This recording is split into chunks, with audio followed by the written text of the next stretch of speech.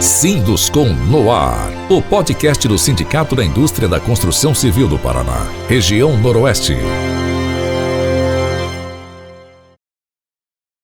Olá, estamos recebendo hoje aqui lideranças da construção civil de todo o Brasil. Estamos recebendo o Marcos Mauro Pena, aqui de Maringá. Estamos recebendo o Guise, nosso querido amigo de Curitiba. Estamos recebendo o nosso amigo aqui de Porto Alegre, o Rafael Sack, ele que é presidente do Sindicato da Construção Pesada do Rio Grande do Sul. Por que está todo mundo aqui, né, Guise? Você que é paranaense e conhece bem a nossa terra. Porque Maringá, como é já uma tradição de alguns anos, né, Marcos Mauro, ela é a capital da construção, da indústria da construção do Brasil, nesses dias em que o Sinduscom Noroeste, aqui de Maringá, realiza eventos, o Connect, e também recebe as reuniões da CEBIC aqui.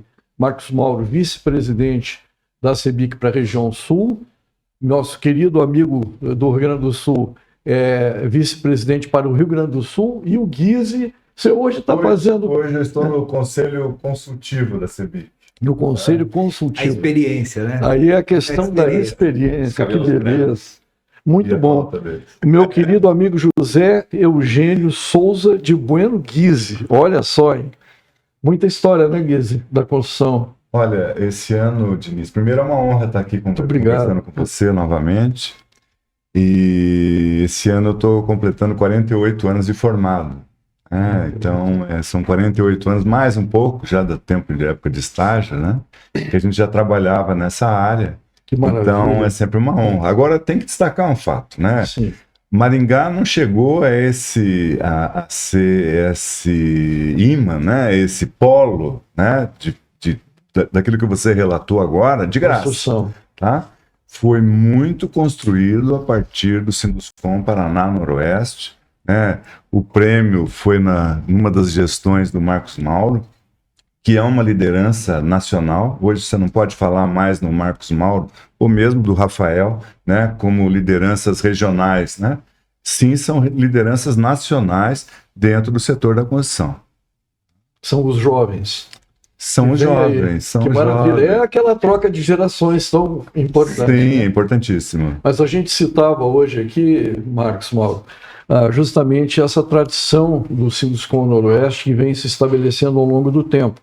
E que honra e que orgulho para nós aqui de Maringá receber toda essa gente que vem aí do Brasil inteiro para tratar de um assunto tão importante quanto a construção aqui no nosso país, né? Sabe, Diniz, é uma honra realmente receber a todos, uma grande satisfação. Nós temos hoje em Maringá 16 estados do Brasil participando dessa reunião. O prêmio Sinduscom, né, foi essa consultoria que o Sinduscom faz às suas empresas. Hoje é refletido em outros sindicatos do Brasil, em outras entidades. Nós temos o mesmo prêmio. O modelo feito em Maringá foi adotado por Fortaleza. Então isso é feito no Ceará. Você tem o prêmio, algumas práticas dele seguido em Minas Gerais. Realmente, então, é muito prazeroso para a gente e é um encontro muito enriquecedor. A gente está trazendo realmente o que há de melhor da construção civil no Brasil para Maringá, e aqui estão dois expoentes, né? Dois engenheiros de extremo respeito, que apresentam tecnologias, eles aplicam tecnologias em suas obras. O Rafael tem casos muito interessantes e o Guise é o exemplo prático de como a nossa engenharia evoluiu. O Guise, que é focado na área de pontes, e por uma coincidência do destino, o Guise está fazendo aqui próximo a Maringá. Ele foi o vencedor da obra da travessia de São Carlos do Ivaí. A Japurá. A Japurá é uma ponte que é esperada aqui há mais de 50 anos aqui na nossa região, e a empresa dele que tem essa tradição e tem uma tecnologia hoje impressionante. Então, realmente é muito prazeroso encontrar com esses amigos aqui em Maringá. Bom, sua primeira vez em Maringá, Rafael? A primeira vez em Maringá, sim. De estadia, sim, mas de passagem já passei outras vezes aqui. Conheço bastante do estado. Assim, agora o Porto Alegrense aqui vai falar. Seria um bairro maravilhoso de Porto Alegre, né?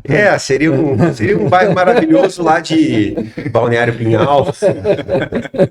A cidade é espetacular, assim, cidade de quase 500 mil habitantes, né, salvo o melhor juízo. Desenvolvida, bem urbanizada, com áreas verdes, bem pensada. Claro, com N infraestruturas ainda a desenvolver, especialmente na área de drenagem. A gente sabe que tem algumas questões aí que... porque a drenagem é muito pesada, né, financeiramente falando, então, mas é uma cidade super desenvolvida, construção pujante, a construção tem sido um grande motor para o Paraná e para Santa Catarina, que são os estados do Brasil que mais crescem. Paraná liderando aí. Para nós é um prazer estar aqui com meu amigo Marcos Mauro, meu amigo Gizi, 2 expoentes da construção, 2 referências dentro da Câmara Brasileira da Indústria da Construção. São momentos de aprendizado, de trocas de informações, de conhecimentos, de experiências, né? Eu levei eles, aí apresentei para eles um projeto, foi uma comitiva até com alguns membros da CEBI, que foi lá para Itapema, no nosso projeto do Pier de Itapema, Pier Turístico, primeiro da América Latina, dentro do mar. Então, a gente vai trocando informações, vai aprendendo, vai vendo cases de obra, isso é muito bacana. E é como a gente consegue capilarizar mais fácil as tecnologias, porque aqui não é uma competição, apesar de a gente às vezes estar competindo um prédio contra o outro, na verdade, se a gente elevar muito a régua disso, ganha todo mundo, ganha a população, trazendo tecnologia a gente barateia a construção, a gente traz mais competitividade, um acesso a uma moradia ideal dos sonhos das pessoas fica mais fácil. E é esse o objetivo do nosso prêmio. O prêmio Sinduscon exatamente, é nivelar a engenharia de Maringá por cima. Quando nós iniciamos isso há 15 anos atrás, a ideia era elevar o patamar das empresas locais para que elas fossem competitivas com as grandes que se instalavam em Maringá naquele momento. E hoje nós temos exatamente a engenharia de Maringá, já provida de uma universidade estadual aqui muito boa, muito competente, que abastece o mercado suficientemente para atender a demanda da engenharia local. E, como o Rafael colocou, nós tivemos uma obra sensacional, vale a pena quem estiver na região conhecer o Pier de Itapema, uma obra que avança 300 metros no mar e não é uma obra de cunho de exploração comercial apenas, é uma obra que veio, o primeiro objetivo dela não era a exploração comercial, mas sim reter um problema no meio ambiente quando o mar invadia o rio da cidade e havia um alagamento. Uma solução de engenharia. Então, uma solução de engenharia que se tornou um negócio comercial e o Rafael, astuto, como sempre, projetou muito bem aquele empreendimento. Bom, para falar aqui de infraestrutura, estamos na frente de doutores aqui, mas o Rafael passou por uma situação importante no Rio Grande do Sul, que foi aquele período de chuvas lá, inclusive em Porto Alegre, e ali que se percebeu a importância da infraestrutura de um jeito, infelizmente, na prática, né? O Porto Alegre, única capital do Brasil inundada, né? Então, que sofreu com enchente. Realmente o rio invadiu a cidade. O último episódio desse que nós tivemos foi em 1941. Depois disso, a gente em Porto Alegre começou a projetar. Tivemos mais algumas outras invasões pequenas de água, mas 41 foi a grande enchente até então. E aí, Porto Alegre, nos anos 60, começou a pensar um sistema de proteção, que é composto por 67,5 km de diques, 23 casas de bombas num sistema passivo, tem 1,5 km de muro, enfim, 2,6 km de muro, que é o famoso muro da Mauá. Exato. Né? Então, é um sistema robusto, o sistema mais robusto de proteção contra enchentes do Brasil, mas que foi vencido, porque ele foi dimensionado para um evento climático. Essa enchente lá superou todas, né? Superou, assim, é o maior evento climático adverso da história do Brasil. A gente tem pontos ali no Vale do Taquari que atingiram 93% da maior chuva já registrada no planeta em 250 anos. Isso é muito. E tudo isso canaliza para o estuário do Guaíba, que é o lago, a gente chama de rio, né? Mas tecnicamente é um lago. Discute-se isso ainda, né? Mas o rio Guaíba, então... Eu ia te perguntar, né? Se era estuário, se era rio, se era lago. Ele é um lago, tá? Ele é um lago, e o Lago Guaíba, ele recebe essas contribuições de vários rios. E como a gente teve enchente em setembro de 23, em novembro de 23, essa de maio e junho, quando as águas desceram, elas já encontraram um ambiente assoreado, porque as enchentes de setembro e novembro de 23, elas carrearam estruturas inteiras, galpões, prédios, casas, elas desceram. E esse material todo de construção, ele vai se depositar em algum lugar, em geral nos pontos mais baixos, quando tu tem, onde diminui a velocidade, né? E tu começa a espraiar o rio, ele perde força e começa a sedimentar.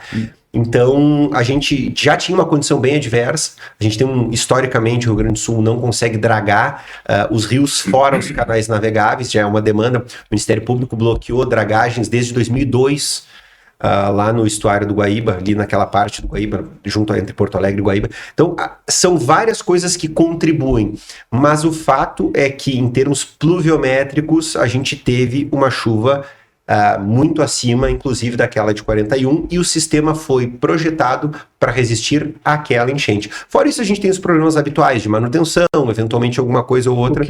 O que se pensa hoje para o futuro, em termos de infraestrutura?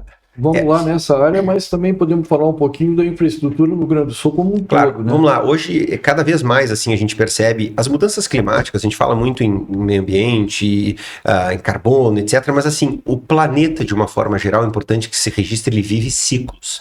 Então, nós já tivemos, sem a presença do homem, eras glaciais e eras de muito calor. O próprio Rio Grande do Sul, 6.000 anos atrás, tinha um nível do mar 2 metros acima. Engoliu todo o nosso litoral, há 6.000 anos atrás.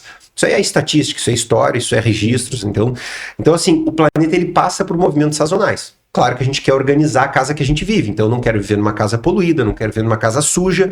Então, por isso, a gente tem que cuidar do planeta para minimizar impactos. Mas a grandiosidade da força do universo é muito maior do que a atuação do ser humano no próprio planeta. A gente tem que pensar o seguinte, o que hoje impacta as nossas vidas? Então, para a qualidade de vida, carbono. Então, vamos reduzir. Para os municípios, saneamento e drenagem. Então, quando chove, o dano social e patrimonial ele é gigantesco. E Porto Alegre sentiu isso. O Rio Grande do Sul tem 497 municípios, teve 478 municípios atingidos. 60 não tiveram graves danos. 323 decretaram emergência e 95 decretaram calamidade.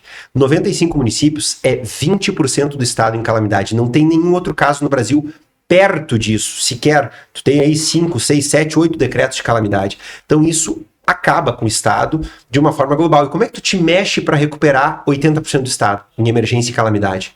Então a gente tem que repensar o quê? Fatores que garantam a segurança e a qualidade de vida. O que garante segurança hoje? Proteção contra enchentes, contra chuvas, contra alagamentos, porque as pessoas menos desprovidas que vivem em áreas de risco, quando chove muito, elas perdem seus bens móveis, eletrodomésticos, etc., às vezes até as casas.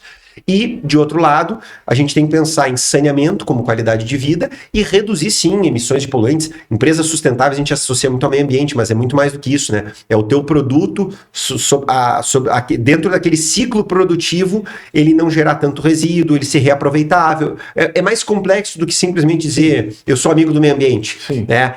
Inclusive, gera mais produtividade, redução de custos, então torna um ecossistema melhor. Então, a gente tem que pensar nesses temas. O Rio Grande do Sul viveu isso e hoje sente muito a falta de sistemas de macrodrenagem nas suas cidades. Certo. No Rio Grande do Sul tem algumas cidades lá que são inviáveis, né?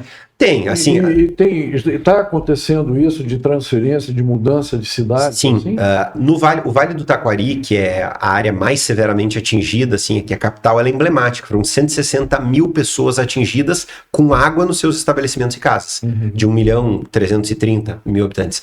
Então, mas o Vale do Taquari ele teve cidades varridas do mapa. Nós temos uma cidade, que é Eldorado do Sul, que já tem um projeto de um dique de proteção desde 2017, um anteprojeto com licença prévia. Então a gente está trabalhando junto ao governo do estado, tentando fazer um convencimento sobre como licitar isso mais rápido, mas enfim, o governo toma as medidas que ele acha necessárias.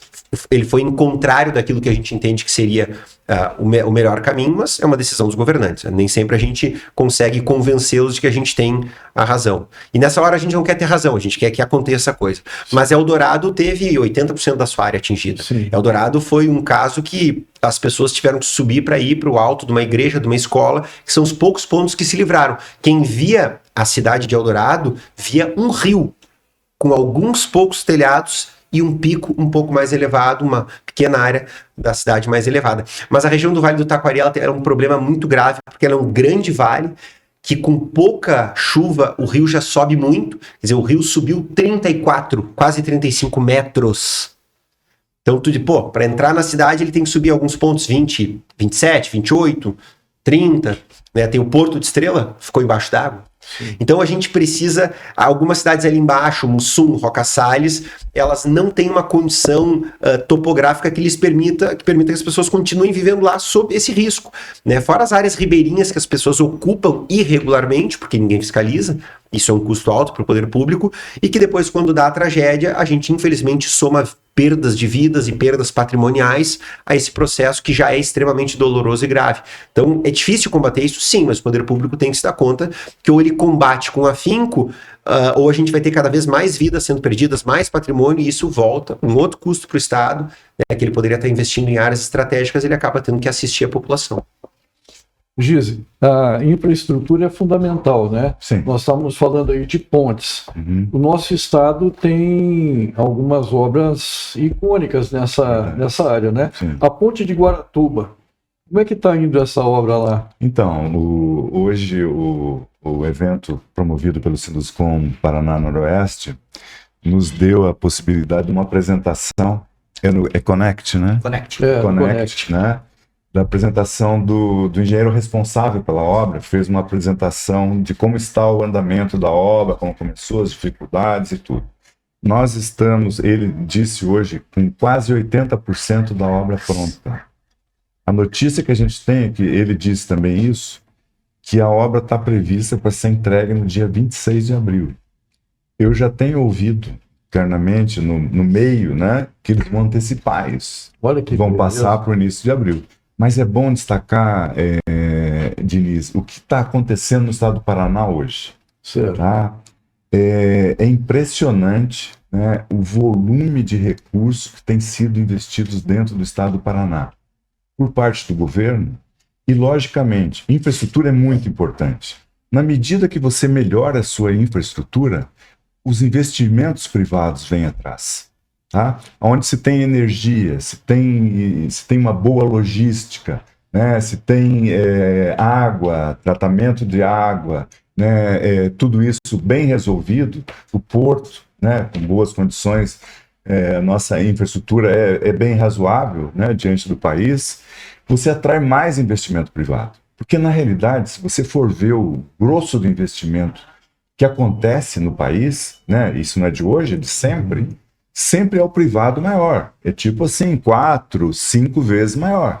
Tá? Mas a gente depende desse gatilho do investimento público, né? Que deveria estar aí na faixa dos seus 4%, 4,5%, né? Para a gente simplesmente sair daqueles voos de galinha, que a gente está muito acostumado com a nossa economia. Sim. Né? E ele está hoje numa faixa que é menos de 2%. Sim, o problema... Considerando todas as esferas Exato. de governo. Se você for considerar só o federal, né, que tinha sim, é 0,6%. Muito É baixo. um absurdo isso. Né? E o país paga por isso. Mas nós estamos vivendo uma realidade aqui muito diferenciada no Paraná. E muito privilegiada. Muito também, privilegiada. Né? Nós estamos falando de investimentos que não são, como no Rio Grande do Sul nós estamos falando aqui, para suprir problemas ambientais e mudanças climáticas, né? Agora, viu, Diniz, vale a pena destacar o papel do Rafael na eu acho recuperação. importante. Tá? Ele foi um grande líder dentro do Rio Grande do Sul, né, de capitanear, de ter ligação direta com o governador, com o prefeito de Porto Alegre e tal, na busca de soluções e liderar o processo das empresas irem fazer as obras Uma emergenciais. liderança técnica, né? E por isso ele recebeu uma honraria do Estado do Rio Grande do Sul como engenheiro do ano. Que maravilha. Foi quando? 2024? 2024 foi 2024. o prêmio que a Sociedade de Engenharia do Rio Grande do Sul, a SERGS, confere há hoje 40 anos, é a 40ª edição esse ano. E eu tive a honra de ser laureado engenheiro do ano passado. Foi muito bacana. Isso é uma honra. É uma honra porque são os colegas de profissão te reconhecendo. É diferente, né? É um reconhecimento de classe, digamos assim. São engenheiros de várias áreas, de todas as áreas da sociedade de engenharia. Hoje a gente tem diversos engenheiros, é muito bacana. Mas se eu pudesse voltar atrás, eu preferia não ter ganho a honraria e ver o estado sim, um estado Ninguém muito quer ver diferente. Não, lógico. Não, tanto que eu ressaltei aqui a diferença, né, do Paraná, por exemplo, Exato. para o Rio Grande do Sul. Lá, hoje, uma reconstrução. O Rio Grande é grande em tudo, até nas tragédias. Eu diria que nem Érico Veríssimo faria tão bem um texto assim, né? E tudo isso, ó, eu vou falar na frente de outro, sendo gremista, né? Agora, o Marcos Mauro também teve participação, porque ele, sendo coordenador da sim, região aqui sul da da região CEBIC, ele sul, também até- foi a Brasília, levou o Rafael junto lá na busca de recursos Nós para fizemos- poder enfrentar o desastre. Tivemos né? uma intervenção junto ao governo federal na busca de situações de emergência para o Rio Grande do Sul. Rafael esteve conosco lá, a CEBIC fez algumas campanhas e muito bacana, o Sinduscom Paraná Noroeste foi a primeira entidade que colaborou com o Rio Grande do Sul com a doação de recursos, com os quais o Sinduscom do Rio Grande do Sul, junto com o Suceporte, entregaram novas residências àqueles desabrigados. E agora a entrega foi feita recentemente e consta na placa de inauguração durante a obra uma menção ao Sinduscom Paraná Noroeste que pelos bonito, recursos né? que os nossos associados colaboraram numa campanha liderada aqui pelo Sinduscom Paraná Isso Noroeste. é maravilhoso. Isso aí é Isso bom, não né? tem preço para nós. E Sim. o Brasil ajudou o Rio Grande do Sul. Eu, graças a Deus, em 3 entidades nacionais, a CEBIC, a grande entidade nacional nosso setor da construção, consegui imediatamente fazer interlocução com os amigos, os parceiros, os colegas de profissão, colegas de entidade, e a mobilização e a comoção foi geral. Então, todo mundo foi importante. Cada pecinha era importante. E eu digo que a gente, como pessoas que têm mais capilaridade, que conhece mais gente, a gente tem uma responsabilidade maior nesses momentos. Não adianta a gente depositar sobre aquele cara que conhece só os vizinhos a responsabilidade por buscar mais recursos para o Estado. Então, já que a gente está nesse meio, que é para ajudar, então que a gente coloque mais energia ainda para conseguir fazer a coisa viabilizar. Mas foi um movimento muito bacana, que a gente agradece o Brasil inteiro. E viu, Diniz, aí eu acho que o Rafael fala bem, ele rebate bem algum movimento, né? Algumas pessoas que pensam, né? Vamos tirar o sul, né? Do Brasil. Né? Não é isso, esse não é o que vai resolver o problema do Brasil. Não. E você deu um belo exemplo de como a federação pode contribuir, inclusive, para os estados do sul. Demais. Né? E também, como o juiz colocou, também não é querer colocar nordestinos contra sulistas. Não é querer colocar direita contra esquerda que nós vamos construir um país. Nós precisamos de um plano de Estado e não mais de planos de governos e governos que têm pouca visibilidade de futuro. Então, o exemplo parte da sociedade civil organizada. Sim. Rafael foi uma liderança nesse processo do Rio Grande do Sul, Gize colaborando muito conosco, atuou junto ao governo do Paraná na liberação de carros, de caminhões-pipas, que a Sanepar pôde providenciar rapidamente para o Rio Grande do Sul. Então você veja, a integração da sociedade civil, quando a gente tem um governo que até hoje não colaborou com as necessidades do Rio Grande do Sul, um governo central. Isso, para nós, realmente é uma situação muito preocupante. Tem muita coisa para acontecer, né? E nós esperamos que ocorra. A nossa, foi falado aqui da ponte. Qual a ponte aí que você vai estar construindo? Então, é uma ponte, uma rodovia estadual, ela liga São Carlos do Ivaí a Japurá. Tem uma balsa lá há décadas, né? E a estrada é bem movimentada, e ela é pavimentada de ambos os lados. E já era uma ambição antiga de vários, né? Não só dali dos municípios, mas de vários ali outros municípios circunvizinhos, e vai diminuir caminhos também. É uma ponte de 400 metros, estamos começando. Região de Cianorte, Rondon, essa região toda aí, nós vamos encurtar o tempo em 40 minutos praticamente de viagem. Sim, que maravilha. Eu tenho muita ponte para ser feita ainda no Paraná?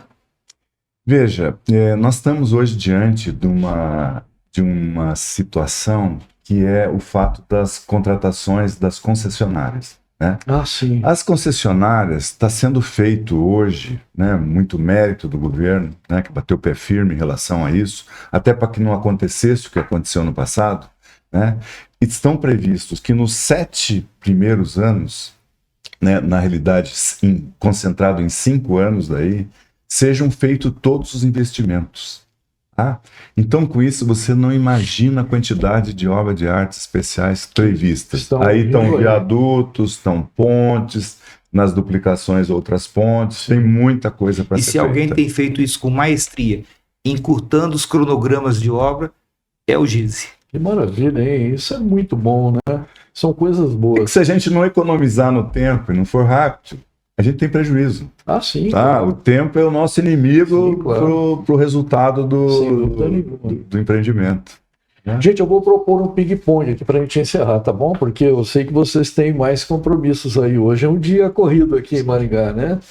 Eu queria saber o seguinte, vou perguntar para o GISE, essa aqui. Uma obra de infraestrutura paranaense que é referência técnica. Veja, nós temos, hoje, temos o exemplo da Ponte de Guaratuba. Ela, inclusive, foi premiada. Né? Ela, inclusive, foi premiada em São Paulo, teve um evento, acho que não sei se semana passada ou no retrasado, ela ganhou o prêmio de obra do ano. Tá? E ela é uma obra... Veja isso, Rafael, não sei se você sabe. Na Constituição de 88, a Constituição Estadual, ela foi colocada lá nas disposições transitórias, né? A Ponte de Guaratuba. Ela estava dentro da Constituição, ou está ainda dentro da Constituição do Estado do Paraná. Olha só. Estou falando coisa de 88, então eu estou falando de 37 anos atrás. Né? E é um sonho que o nosso governador... A gente teve muita sorte com o governador, sabe? O Paraná não é assim... ele teve sorte com vários governadores. Sim. Mas o Ratinho Júnior está superando muita coisa. Esse surpreendeu, eu acho que até ele mesmo, né? Até o pai dele falou, pô, esse cara me surpreendeu. Eu acho que a gente pode pegar essa menção do GISE e propor ao governador uma nova constituinte para a gente fazer uma ponte aqui ligando o Paraná ao Mato Grosso do Sul, aqui a saída da região noroeste. Olha aí, ó. Tá vendo? Vou colocar uma então, nova... Era isso que eu queria saber, que maravilha. Mas ela está no projeto para ser feita, sim. Agora vai para o Rio Grande do Sul. Eu queria perguntar para o Rafael o seguinte, um indicador que todo prefeito, ele precisa, ou todo governante precisa acompanhar quando ele fala de obra. Um indicador, assim, que o cara, que o gestor tem que estar de olho. Performance.